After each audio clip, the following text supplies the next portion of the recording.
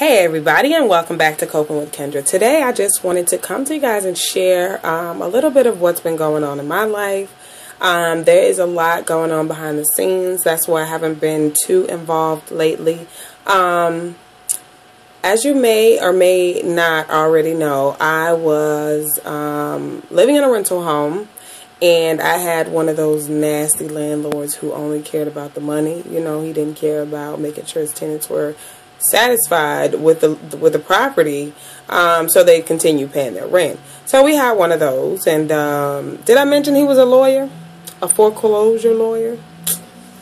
Yeah. Okay, so we're living in this foreclosed home, and my landlord is collecting payment for it. Now, mind you, my landlord is being sued. Well, my ex-landlord was being sued by more than 50 people, and I found this out through a lawyer service that I have through my employer. So, anywho, so let me just give you the rundown. Okay, so I moved from an apartment in August of 2012, and I thought that I had lucked up and found this home. It's a nice 3-bedroom, 2-bath, 2-car garage home for $1,000 a month. Okay, now, I don't have the best credit, so when it comes to looking for a rental, I really, you know, have to or should be looking for a private owner.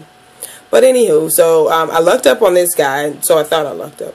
So anyway, I found him. He didn't require much from me in the beginning for moving in. No background check, no credit check or anything like that. He just wanted the cash, which for me at the time, being pregnant with my 4th child and needing a place to stay immediately because my lease had run out in the apartment, and plus the apartment was way too small for my family and I. So it was just over 1,000 square feet. Like, it was tiny. We used to call it the box.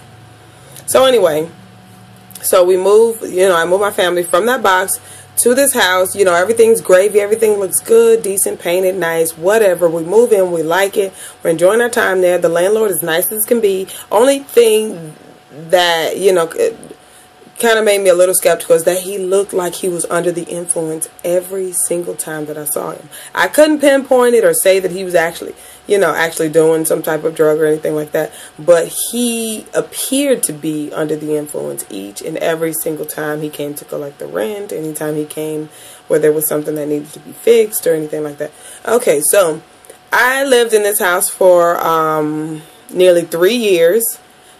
And leaving this house, I'm stuck with a $1,000 water bill for which he is refusing to pay because there were some repairs that needed to be done to the home. Now, mind you, after I get in the home is when he discloses that the home was in a fire and that the kitchen got damaged. He did not mention anything about any bedrooms or anything like that, which it turns out the master, which sits behind the kitchen, that has some damage as well.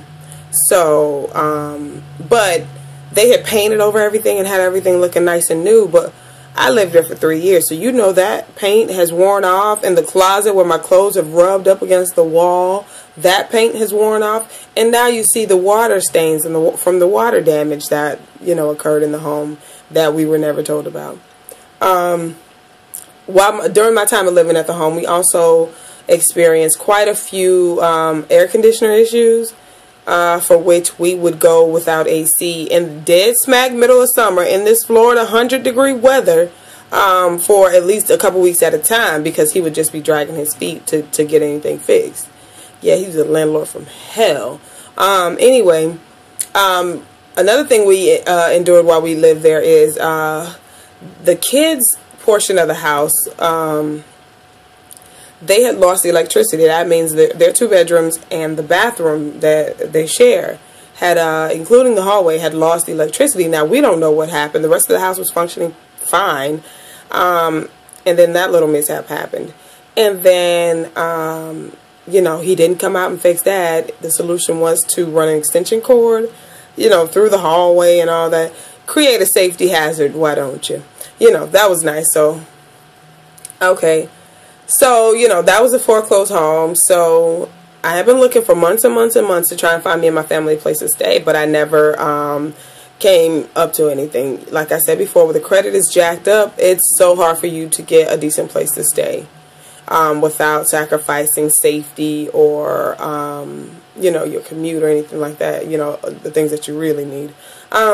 So anyway, me and my family recently moved out of that foreclosed home because I could no longer afford to maintain the bills. For one, we had a glass sliding door that somehow shattered. The landlord's excuse for it shattering was that the house shifted and the pressure on the door and the door cracked. Okay, however you arrive to your conclusion, I need to get this fixed. My family's safety is in jeopardy and you need to be trying to get something done. But no, it stayed broken for 5 months. But do you know, you want to know what the last straw was for me? It wasn't the hole in the garage that leaked every time it rained. It wasn't the garage door that barely worked. It wasn't the fact that random strangers could walk through our backyard because the privacy fence was no longer private, because they had torn it down or whatever had happened before we had gotten there.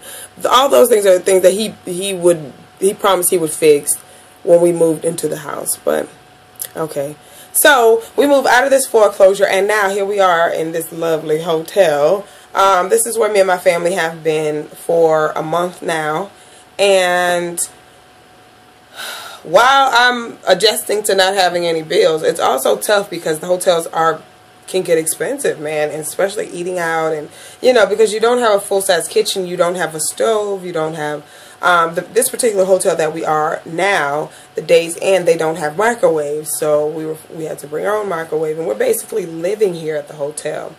I do have a plan to get us out of here. I have a home that is being remodeled right now that we will be moving into hopefully within the next week. But I just wanted to come to you guys and just share with you, you know, what I've been going through. We've been moving from hotel to hotel. Wherever hotwire.com puts us is where we end up staying. I mean, right now we can't really be too choosy. I'm thankful that, you know, I have a full-time job. I am a working mother. I pay for everything out of pocket. I don't get government assistance. And, you know, I just pretty much handle my business.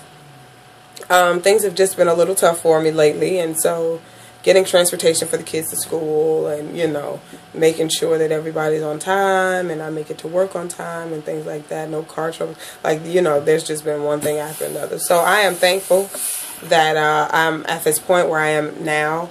We're still at the hotel and we do have hopes of moving out of here soon, Lord willing. And so I just wanted to come to give you guys an update. I've blogged about it on my website just in case you were wondering. So be sure to check that out, www.theadamsfamilyundervalued.com/momslayer. That's the section where I'll be doing my posts and my blogging. If you guys want to link up with me, I'm on Facebook, I'm on Twitter, Pinterest, Instagram. Most of your social media is Google+, YouTube. So y'all be sure to check me out. Wish me the best of luck.